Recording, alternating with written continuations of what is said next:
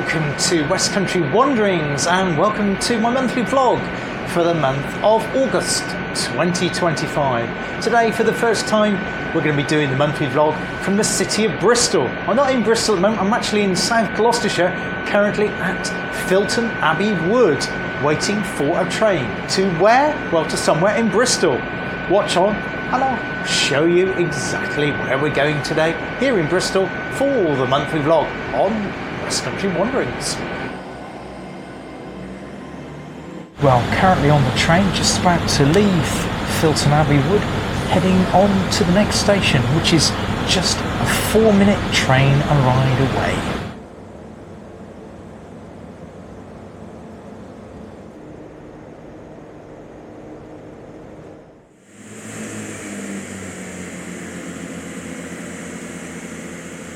Here I am at Ashley Down station. You're probably thinking, I've been here before last year when we covered a video looking at the opening of the station. Well, we're not filming in Ashley Down. Ashley Down, incidentally, is the home of Gloucestershire Cricket Club. County ground is here in this part of Bristol. But we're moving about a mile and a quarter away from Ashley Down station to a part of Bristol I've never been to before, and that is Stapleton.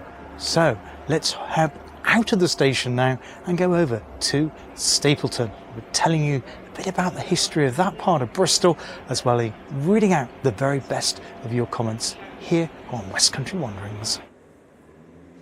Well, I've just walked up from the railway station at Ashley Down, which is over there, and I think you can actually see the county ground for Gloucestershire County Cricket is there because of the lollipops, aka the floodlights, of course. I did read recently they are about to move it, or they got plans to move it to South Gloucestershire, Filton area, not sure, but if you know any more on that, please drop a comment the usual way. Why Bristol today to do a monthly vlog? Well, I've never done a monthly vlog in Bristol before for one reason, and I like to mix it up. Last time I went to Downton in Wiltshire, and I've previously done a couple in South Gloucestershire, Worcestershire, also Gloucestershire. I have done one in Dorset, and we've looked at Wiltshire before, we've looked at Somerset and Baines. I've not yet done North Somerset, Devon or Cornwall. Cornwall's a bit of a long way for going for a day for a monthly vlog though, but I'll try and do North Somerset and see if we can get into Devon on a future month to do a monthly vlog. But it'd be great, I thought, to come to Bristol here today.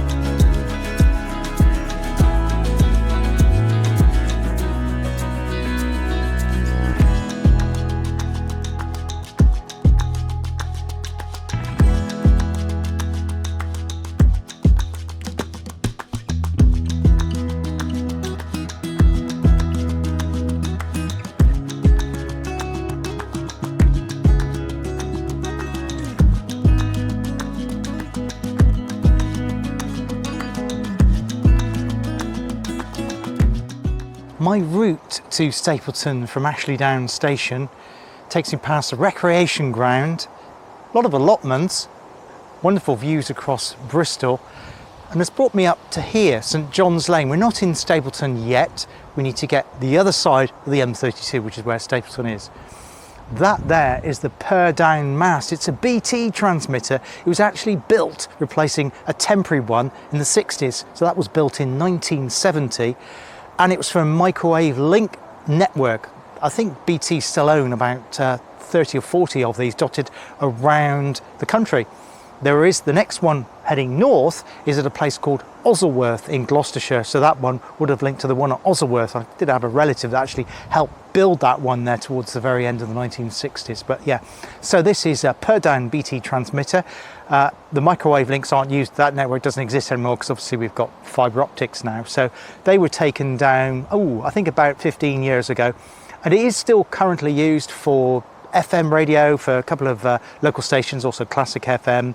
It's got a couple of the DAB multiplexes on it. I think it's a digital one, and the BBC national one comes out of there, and also for mobile phone masts as well. So hopefully you should get a good mobile phone section here. So this is called Purdown Hill, and there's lots of legends about it as well, which I'll tell you some more as we wake on light. This here is St John's Lane, so going that way, and as you walk through St John's Lane, you go past loads and loads of apple trees. Yeah, it's not the sort of thing you expect in Bristol, but Bristol is always full of surprises. There's also a hospital down there, which I think is still used. I don't know anything about it. I don't really want to film it. Obviously, I don't want to see patients or anything like that, but there is a hospital there you go past. And we're going to continue this way and then turn right just before the transmitter and then go over the M32 and into Stapleton.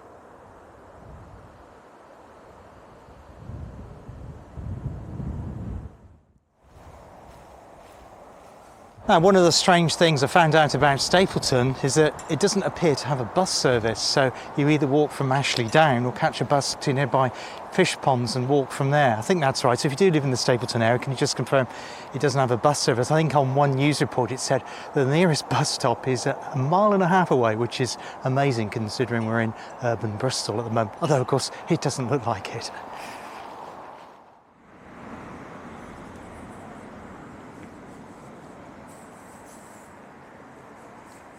So here we are in the heart of Stapleton. I've just gone in to have a look at the church inside. Beautiful Victorian church, and it's called Church of the Holy Trinity. It replaced an earlier one called the Church of St Giles, which was demolished, well, it's late 1700s, I believe. Beautiful thought. We've got some lovely mosaics here. I've just spoken to a local gentleman here who just showed me through his binoculars a couple of peregrines that are on the spire of the church here. Beautiful, ornately decorated, wonderful masonry work of the spire here in Stapleton. There is a school here. It's quite a famous school, private school. I think it's called Killegate. I think it originally had associations with Colston, yeah, as in Colston Hall, all of that, slavery, and I think it's now changed its name. So it's Killegate School here. We're going to hop down now, down to the River Froome, down in the bottom. I'll tell you some more what's been happening on the channel for this month.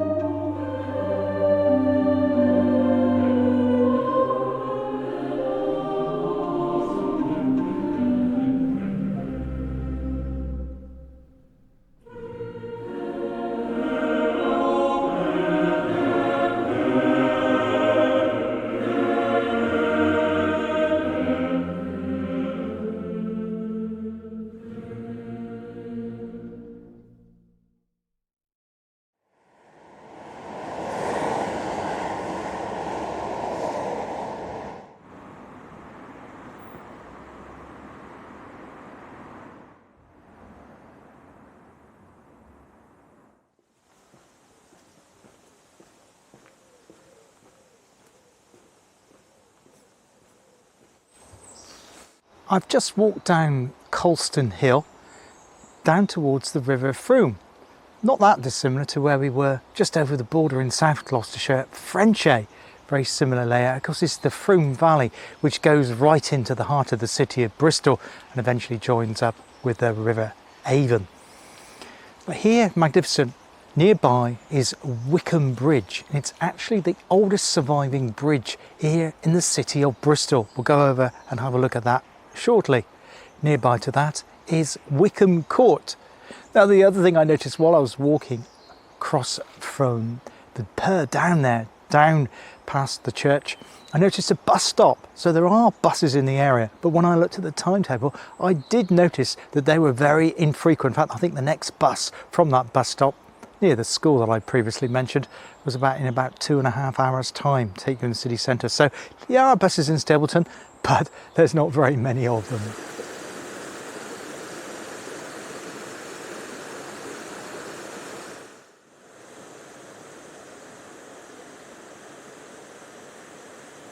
Now, Stapleton, in present day terms, is part of the City of Bristol. Became part of the City of Bristol back in 1897.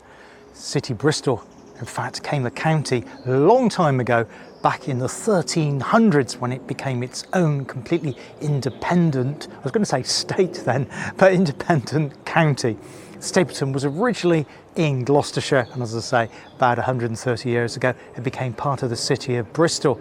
It was also originally a much bigger parish, but I think today the population is around about 25,000 people, and it sits about 2.5 miles to the northeast of the city centre and just above the Froome Valley here, which is where I am at the moment filming this bit. But how did it get its name? Well, there's two parts of it, the staple bit and the tun. Well, tun means settlement, so that's pretty self-explanatory. Now, the staple bit, this is where it's open to debate and interpretation. It can mean post, but staple is also an ancient word for a form of taxation. Now, just as we now have things like free ports, originally in medieval times, there were certain ports and towns where you didn't need to pay taxation to pass and trade goods through them. Potentially, Stapleton was one of those places. As I was walking down the hill, though, I also noticed that there was a lot of red sandstone. It looked like I was on another episode of the Geo Parkway, but of course it isn't. It's almost like an extension of that Malvern line that we were discussing back in Geo Part 6. And yeah, it's amazing to see that, and it's really, really deeply grooved. Lots of people have marked it with their initials over many years.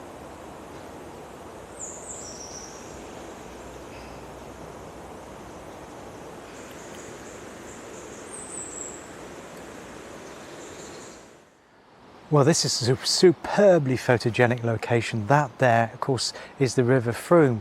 I'm just on, well, I'm not sure if this is the Eastfield side, but I've crossed over a little footbridge, not our Wickham Bridge, which was the main road at one time between Bristol and Gloucester. We'll have a look at that in a bit. But I think round there is a cave, and the footpath ends at that side. So the main Froome Valley walkway is on the opposite side of the Froome here. I just thought this would be a nice spot to tell you about what's been happening on the channel for the month of August. Well, the first thing to say is about August is always a very, very difficult month for me in terms of filming. It's the hardest month. You might think, well, the weather's better, Paul, you should be able to be out and about more. Not the case for a number of reasons. First of all, though, injury to my hand. Yes, you may have read about this on my YouTube community post or indeed on Facebook. What happened on Monday, I'm filming this on Thursday. On Monday, I usually do the weekly food shop for my mum and dad and myself. There was a particularly heavy bag of shopping in my boot, and it contained bottles of milk and cans and all those sort of things. I went to lift it up, oh, it's really heavy. So I just needed to support myself from toppling over that way by lifting as I was lifting out the car. So I put my left hand onto the edge of the car. Yes, you know what happened. I lifted the bag of shopping out and then closed the boot lid without moving my hand out of the way. Yes, it did hurt a lot. I've got two fractures, well, two small fractures in two of my fingers, those fingers there. Thankfully, it's not my camera hand and it's not my mouse hand, so I use this hand for taking images with the camera and also using the mouse to do editing, so I can still do those things. I have to be a little bit careful, so I don't want to do too much like walking long distances at the moment until it completely heals up, but other than that, I can still be out and film, as I am here today in Bristol. But that was at the end of the month. That wasn't the real issue. The main issue during the month of August is the heat. I just can't stick it here when it's heat. It just literally saps me of energy, and I just don't feel motivated to go out filmed very much. That was the main issue. The other thing, of course, is transportation. Because places like Devon and Cornwall and other areas as well, M5 and all the main roads, the A38, all the way through the A30, A33, throughout the Westcountry, they're all always just completely jammed up. So most of the videos that I've done for the month of August have been local. And I did say, because I was going to plan to do chores, there'll probably only be 7 or 8. Although we actually ended up with 11 videos for the month of August. The first video for this month was actually here in the city of Bristol. It's my occasional series looking at hidden Bristol. Well, we couldn't get more hidden than what's just behind there. Things moving around it. Apparently there are otters in the River Froome in this area, so I haven't seen one yet. That'll be amazing to see an otter, but you can get them around here in the sheltered valley. But yeah, the first video was in over that way there on the kind of northwestern corner of Bristol, Henbury, where we're looking at a hidden tunnel there. And that's some great comments on that. Firstly, from a gentleman who runs a channel called Lee Rail 2100. Excellent bit of history. I will visit this churchyard soon to see for myself. The brickworks looks later, more like second half of the 19th century, so maybe rebuilt. Yeah, I think that's the case. So I think the tunnel has been added to, actually came in through a tunnel earlier on as entering into where we are today in Stapleton. I don't know what that's all about. Presumably part of an estate in this area. There was a large house there. I don't know what the name of the house, not that far from the church, but yeah, estate building. But this was a much longer tunnel, and there is a rumour or suggestion it may have been used by slaves. Don't know if that's true or not, but it's certainly been added to later. Thank you very much for that comment, Lee. And Louise from Southwest Sundry writes, this is very fascinating. The scenery was stunning with gorgeous lighting. Really good visually and audibly. Thanks for that, Louise. Yeah, I do try and get the sound on my videos as well, as best as I possibly can, but I think there's a dog splashing in the river just behind me there. And yeah, so it does take a little bit of time to do that, but thanks for your comment on that, Louise. And also from Fee Manley, who lives in Bristol as well. So hi, Fee. So you probably recognise where I am here today. Now, Fee's actually done a bit of research on this tunnel, and she found potentially another tunnel linking Blaze House to the rectory, which is right next to that tunnel. Comes out of the orangery at the back of the house. There's a museum there in the Blaze Castle estate. It's actually looked after by Bristol City Council. So yeah, another potential tunnel there in Henbury, and possibly one more. And he's actually doing some more work in the background on that. So we do get some more information about that tunnel.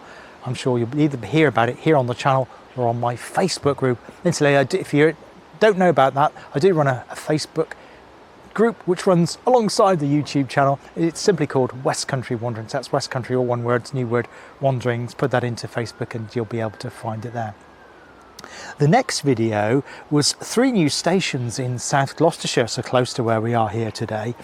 And this has actually been the most watched video of the month of August. I think it's like well over 2,000 views, which for me, that's pretty good.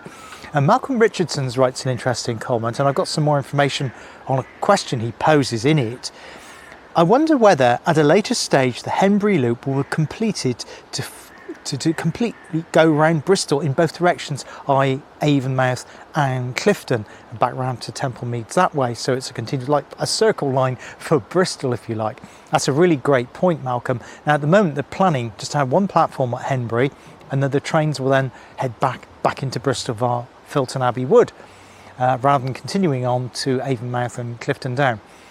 It seems odd why they wouldn't continue. Now, when I was speaking to one of the volunteers at the Midsummer Norton South Station, that's always a mouthful, in Bath and North East Somerset on Sunday when I was down there, I mentioned this to him because he watched that video, and he said potentially one of the reasons why is that he thought that they have to pay an access charge to the docks at Avonmouth because of going across the area around St Andrews Road. Now that was where they used to have those huge coal trains there. They don't anymore, but potentially something to do with access charges. Obviously if they had loads more trains going through that area, they'd have to pay higher fees.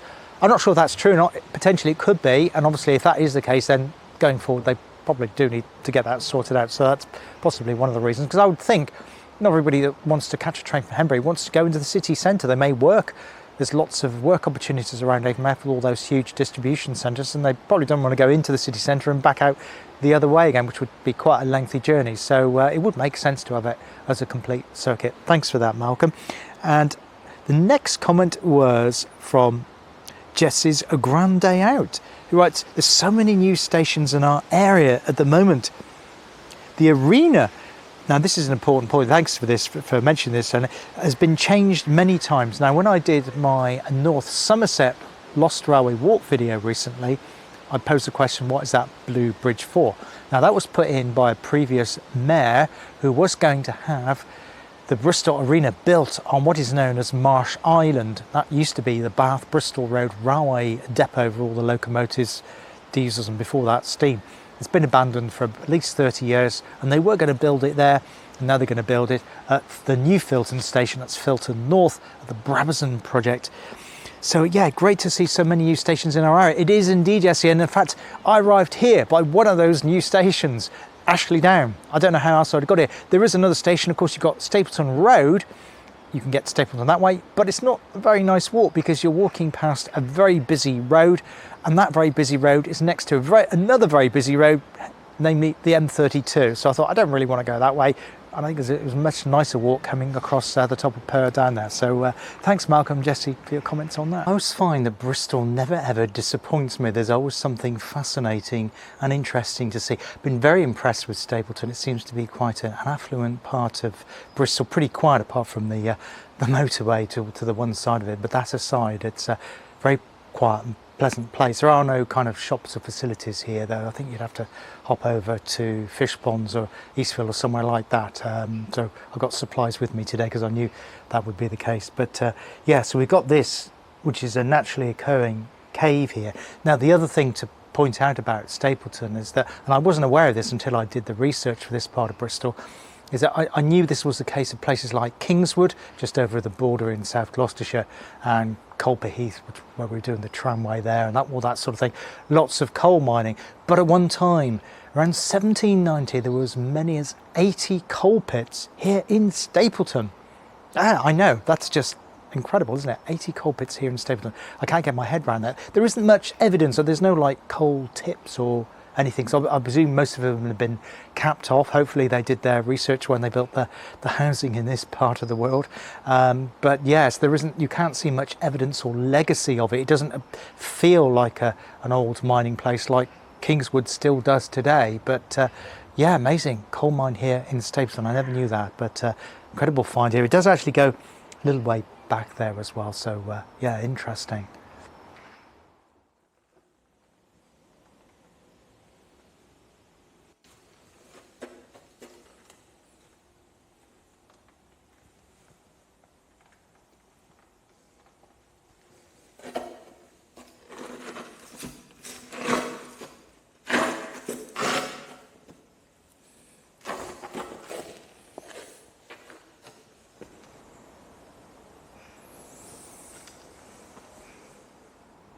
Now, I always love it when you can find these nice quiet spots when I'm filming, and this is an absolute joy of a location with a cave, the river and the valley. I say the main walkway, Froome Valley Walkway, is on the other side here, so this is a no-through footpath here, so you won't be disturbed here. I've just had my lunch here with a thermos of tea, very, very nice, so I can carry on talking and filming to you. Yeah, because I was a little bit apprehensive about doing Bristol for a monthly vlog, because you do need fairly quiet locations to do it, to sit to the camera and do that, and I thought, is Bristol going to be okay? And then I looked at Stapleton and I thought, there's lots of green space around there. I think we'll be fine with that area, because obviously some parts of Bristol wouldn't be suitable for doing a monthly vlog. But this one most definitely is. It seems to tick all the right boxes. Now let's just tell you a little bit more about the village stroke suburb here of Stapleton here in Bristol.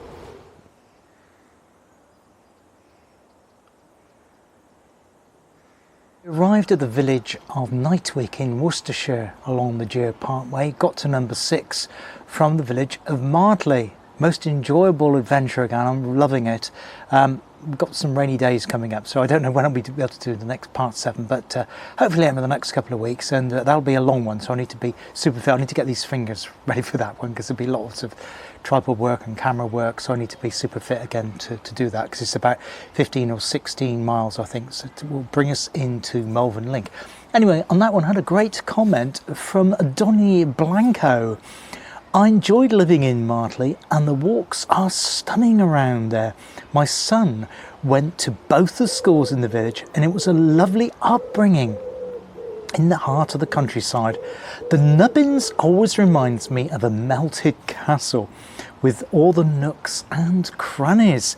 The rose quartz was an amazing find, and I've always remembered the Talbot Inn in Knightwick as being top notch for fine ales and food. Thank you very much for that, Donna. I could imagine that it is a beautiful, beautiful village to live in and work in that area, and obviously go to the schools in that area. Amazing to grow up around there for your son. Brilliant. Thanks for that.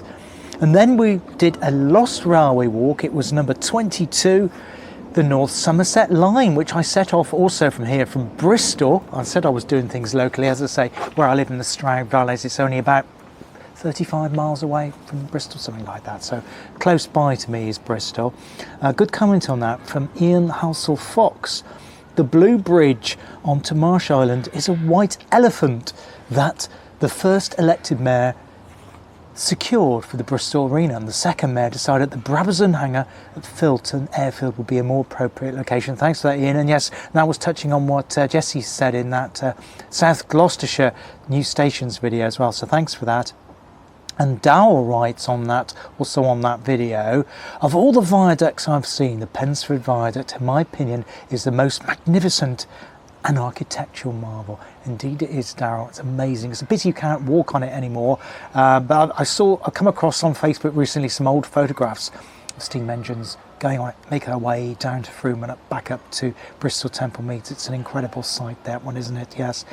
And the next one was one of my photography short bite series.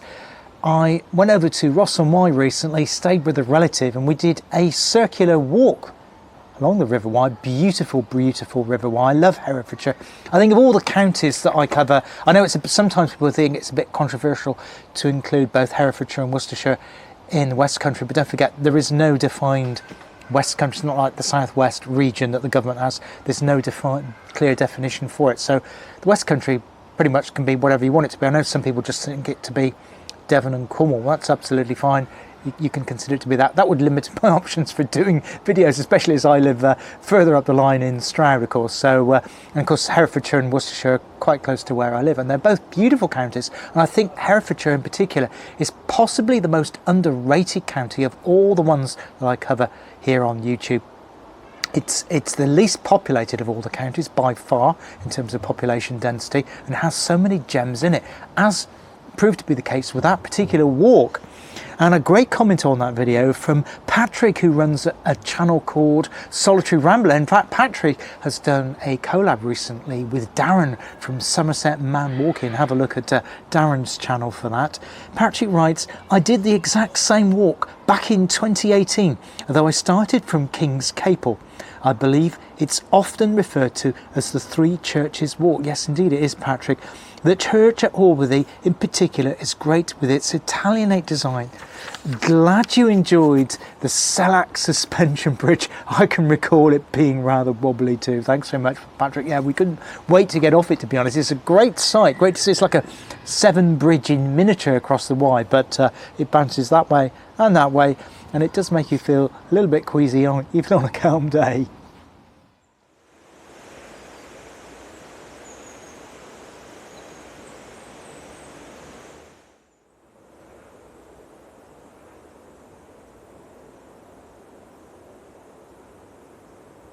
So down by the river here, this part of Stapleton is known as Wickham Glen, presumably named after the nearby Wickham Court even, which has got associations to the siege of Bristol. Yeah, I think it was known as the hooligan, wasn't it? He had connections to the court here. In fact, its bridge is round about early 17th century, and it's made of rubble, basically.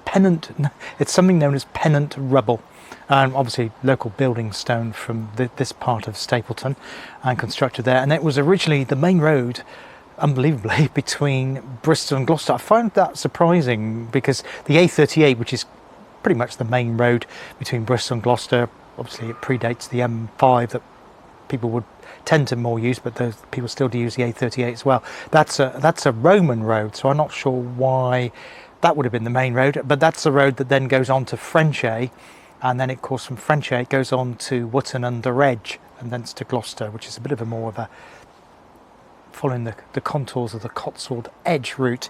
But yeah, it's not a road over it anymore, but it's a very, very scenic bridge, and I think it is pretty much the oldest surviving bridge here in the city of Bristol. So that's incredible, isn't it? Really, really good to see, and a very, very picturesque location here in Stapleton.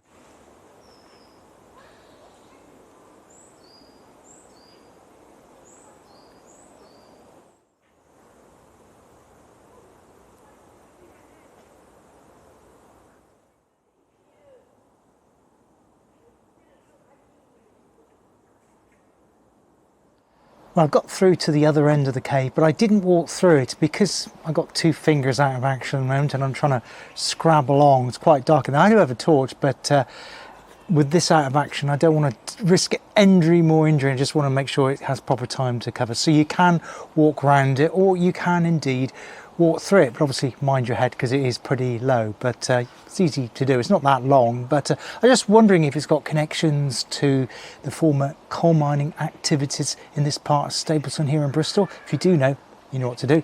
Drop a comment below. Thanks. Ever since I completed the Cotswold Way some 3 years ago now, I think it was, I've been doing a companion series, doing self-contained Cotswold walks in the Cotswold A, O and B, and well, quite a few of them are circular, and now quite a few of them are also car free. In other words, you can use public transport to get to the start point of them, be it by bus or train or a combination of both. That was the case with the one I've done recently from the railway station at Kemble on the Golden Valley line that runs between Swindon and Gloucester. Kemble is a glorious survivor from Brunel's days. It's been beautifully preserved. It's almost like a heritage line. It's absolutely magnificent. I did a lovely shorter circular walk there pretty early on a Saturday morning. I think I got there about 6:30, and it was great because I had the whole of Kemble railway station to myself, and I had a great comment on that from Lionel and Mary Travels, who run their own YouTube channel. I think they live in Hampshire, and he also has an interest in railways as well, so why not check out Lionel and Mary Travels channel, and I'll link to that in the description of today's monthly vlog. And Lionel writes, I once tried to get a train from Andover to Kemble via Basingstoke, Reading and Swindon. When I alighted at Swindon, I heard an announcement that no trains were running to Kemble due to ice on the rails somewhere under a bridge. I have visited Kemble since on foot, but it looked a lot better in your film than I remember it. Thanks so much for that, Nina. Yes, I think it was repainted fairly recently. I think it was done not long before they did the one at Stroud, which I featured in a separate video. But yeah, it was looking particularly magnificent with all the flowers on there and that self-contained little courtyard garden. It was great to see part of the Thames and Severn Canal again, but sadly no water in it. It usually is, but obviously it's very dry, like the low water levels here in Bristol with the River Frome, and also a section of the former Cirencester Railway branch there. On to the next video for the month of August, and that was Gloucester and Cheltenham Tram Road, Tram Road, part 1, because I hope to be filming part 2 over the next week or two. And there I was looking at the route of the tram road out of Gloucester Docks before it went up to Leckhampton Hill and into the large town of Cheltenham Spa, also in Gloucestershire, not that far away from where we are here today, in Bristol, of course. Yeah, so that was interesting because there was actually a surprising amount still to see. They've relayed part of the tramway there down by the docks, as well as some other railways from both Midland Railway and GWR times that crisscrossed all over the place there at Gloucester Docks. And you could see a mock-up of the trucks there, as well as part of the route as it left the docks by one of the gatehouses and crossing over Southgate Street and then disappearing off towards tramway crossing at Horton Road. So yeah, thanks for that if you watched that, and a great comment on that from Darren, who runs a town called Somerset Man Walking. I've wandered around the docks walking all over the old lines and never really took much notice of them. Just thought they were a means of shifting stuff around the yards. I never realised that they went all the way to Cheltenham. Quite amazing. Yes, thanks very much for that, Darren. Cheers. Now, before I talk about the final brace of videos here on Westcountry Wanderings for the month of August, just want to have a quick dive into what is coming up, or hopefully potentially coming up, for the month of September. Time whizzes on quickly, doesn't it? Now, as promised, I have mentioned previously I want to get into North Devon. I certainly want to try and do that in September. Weather willing and other things being willing, we'll get over there, and I'm hoping to do a Lost Railway walk over there in North Devon. It's an area, probably the least discovered area on the channel, and haven't done much in that area at all. I'm quite conscious of that, so hopefully to put that right in September, at least with at least one, possibly two videos from that area. Another area I haven't done that much of, but I've done a little bit, is Dorset. Now, part of Dorset lies in a unitary authority, and that's essentially Poole, Bournemouth and Christchurch, and it's to Poole that I want to go to in September to have a good look around, particularly the old harbour area and some of the old buildings in there dating from Napoleonic times. So that's something I want to do. There'll also be Geo Parkway Part 7, hopefully coming up September, and another Cotswold walk. And I want to do another photography one, particularly aimed at a town. I did one looking at black and white grainy photography in the nearby city of Bristol about a year ago. I want to do something of a similar nature in one of the towns in Gloucestershire. I won't say which one, so you'll have to look out for that. So a few things coming up for September. There'll be lots of other things, don't worry.